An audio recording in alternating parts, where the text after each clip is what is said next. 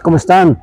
¿Cómo estamos? ¿Qué tal, amigos? Muy buenos días. Con el gusto de saludarles en este hermoso día. Hoy no tenemos un solo aplomo, tenemos un día muy bonito, muy a gusto. Sí, muy propicio. Muy propicio. Muy inspirador. Muy inspirador. Exactamente. ¿De qué nos vas a hablar? Bueno, en nuestra sección de ¿usted qué opina? Que me gusta mucho, ¿eh? Gracias. Tenemos 5 preguntas para que ustedes den su opinión. Muy bien. Y si me permiten, en algún momento daré yo algún comentario también, sí. Así es. Pero antes que nada presentamos a Sergio Avelar para servirles. Y Morales. Y Morales. Dictador Ortiz Gómez, servidor. Y Gómez. Nuestro floor manager. De lujo. De lujo, Adolfo y Benítez. Que le va a España. Le va a España, sí. Dios te oiga, Adolfo. Y su servidor, Alejandro Blum. Domínguez. Y Domínguez, sí. Bueno, yo quisiera que mi abuelo sí era y Domínguez, ¿eh? Ah, vaya. En aquellos tiempos. Lo traes, de abolengo. De abolengo. Muy bien. Nuestro tema de hoy es el estado de la educación en México. Ah, caray. Me leíste el pensamiento. El mero mole de Víctor.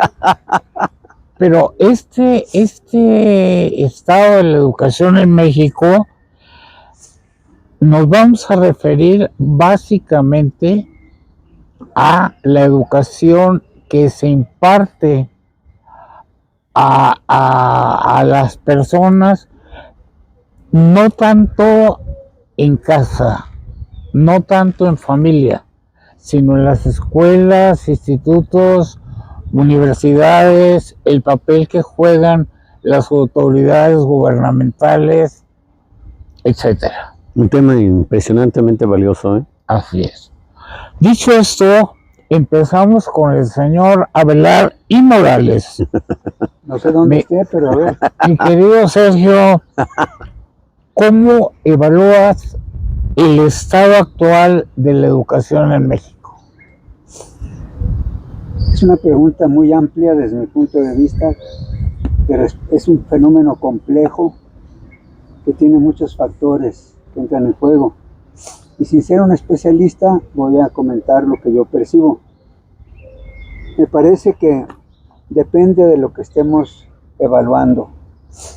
Si es la evaluación del sistema de la educación preprimaria, la básica, si es primaria, si es secundaria, preparatoria, universitaria, de posgrado. Son de diferentes grados y niveles. Depende de si estamos analizando cómo se da en las instituciones de gobierno, vamos a llamarle así, o si son instituciones privadas. Son aspectos que hay que tomar en consideración, pero en general, y también último criterio antes de detallar más, depende de evaluar contra qué o contra quién. Si pudiéramos comparar la educación en México con la educación en otros países, pues depende de los países también. Si son subdesarrollados estamos muy bien, estamos en la punta, o si son desarrollados estamos mal, desde mi punto de vista. Depende del punto de comparación.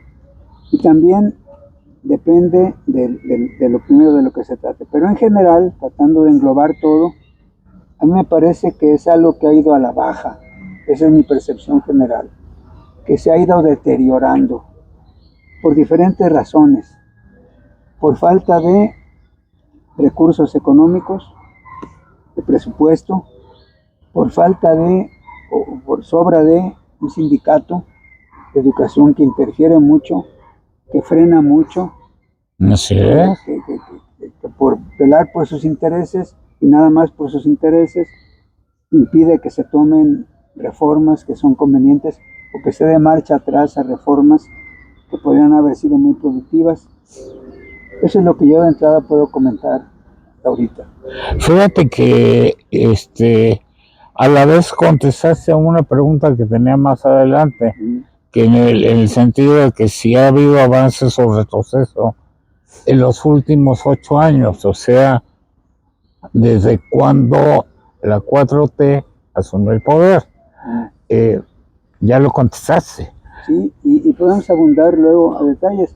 Si quieres, ya cuando lleguemos a ese tema, abundaremos. Porque una cosa es la educación, pensando en qué, educación en ideología, para que todos compartamos una ideología y podamos, según esto, vivir mejor como sociedad. La educación como preparación para el mundo del trabajo, la educación para ser mejores ciudadanos. O sea, ¿la educación para qué? Ese planteamiento es muy importante. Y la respuesta a ese planteamiento, de ahí se deriva el sistema educativo que se tenga. Muy bien. Víctor, ¿cuál es tu opinión sobre el estado actual de... Mira, ahorita que estaba contestando Sergio, me acuerdo mucho de Mauro Rodríguez, sí, que él escribió muchos libros para los capacitadores empresariales. Y me llama la atención que en todos los títulos él tenía la misma introducción y decía, es que México no lo podemos catalogar como subdesarrollado. Yo opino que México en este momento, estoy hablando de muchos años, es un país suborganizado, subdisciplinado y subeducado. Entonces Mauro Rodríguez tenía mucha razón. Entonces vemos que hay un estancamiento. O sea, cuando hay estancamiento no hay avance. Entonces este es un tema muy vasto. Entonces yo ubicaba en algunas presentaciones las 3 etapas en donde la persona se va educando, dependiendo de la entidad. Primero es la familia, luego la escuela y luego el centro de trabajo. Yo recuerdo que trabajé mucho con la pastoral del trabajo, llevamos muchas pláticas a empresas y ahora no se hace nada ahí, ¿verdad? Entonces, esas 3 etapas que forzosamente el individuo desde pequeño, ¿ya? Luego viene su preparación profesional desde la secundaria, la prepa y la universidad, y luego el centro de trabajo, porque hay que hacerse una pregunta. La economía de todo país está afincada, está soportada por sector productivo. Entonces, ahí hay una parte en donde debe haber educación, no únicamente utilidades. Ese es mi punto de vista. Sí. Muy exacto, punto de vista muy correcto. Bien, con esto pasamos a al segundo tema. Sergio, ¿cuál es la opinión internacional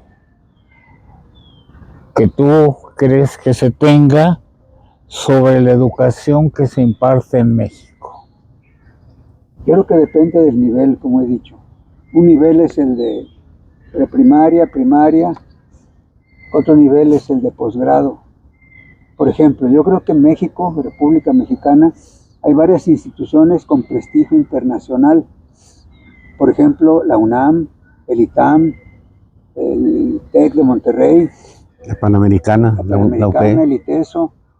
O sea, a nivel de estudios universitarios, a nivel de licenciatura o de posgrado, creo que tenemos buenas instituciones en México. Entonces, puede gozar de prestigio ahí. Pero a otros niveles, quién sabe. Y más, otra vez lo que decía al principio, que quizá hemos ido decayendo. Porque crece la población, disminuyen los recursos, lo que se tenía se pierde, porque quizá los profesores ya no están tan bien preparados como los de antes. He escuchado ese comentario con frecuencia. Ese es un punto de vista muy importante. Bueno, yo me dediqué a la docencia 26 años y ahora que ya estoy en la tercera edad, me encuentro compañeros, maestros que sí están jubilados también. Y en una institución donde duré 21 años, me dicen, ¿qué crees? El 95% de los maestros son nuevos, son jóvenes. A las personas mayores, e incluso ni tan mayores, adiós. Se desperdicia la experiencia, ¿no? Sí, y también he escuchado el comentario de que A veces los profesores actuales no tienen esa vocación, no la sienten como la tenían Antes. los profesores de antes. Eso sin demeritar.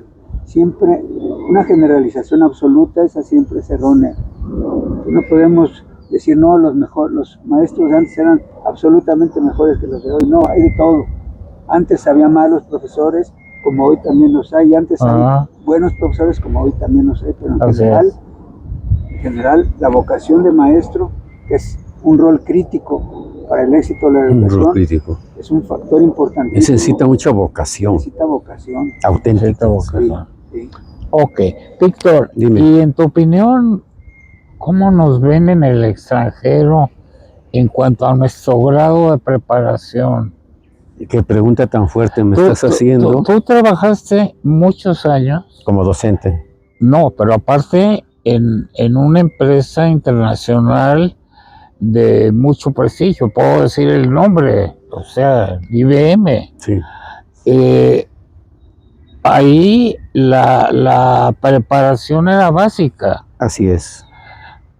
¿Cómo crees que nos ven en otros lados? Ah, caray, fíjate que esa pregunta luego me trae lo que vivimos en las manifestaciones por el Mundial, tanto en México como en la Minerva. ¿Sí? Un pueblo educado no genera basura.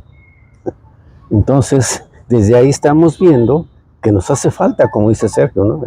Entonces, creo que es muy importante recapacitar. Y yo, cuando daba clases de ética, al examen final era investigación por parte de mis alumnos.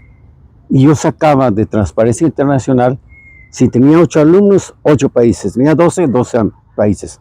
Les daba yo a cada quien el país que les toque. Les decía, hagan un pequeño ensayo, busquen la información del país, pero concéntrense en 3 ópticas: economía, corrupción y educación. Y hagan su ensayito sobre esas 3. Oh, sorpresa, me decían lo mismo de los países menos corruptos, que siguen siendo los menos corruptos. Y ahí entra mucho la felicidad. Mi hermana lleva una excursión a esos países, no sé si los escogió, y me dice ahí, la gente es feliz. ¿Y sabes por qué? Porque es un mínimo de corrupción. ¿Son los nórdicos? Los nórdicos, Finlandia, Dinamarca, Suecia, Noruega. Entonces, la felicidad para mí estriba en la educación. ¿Sí?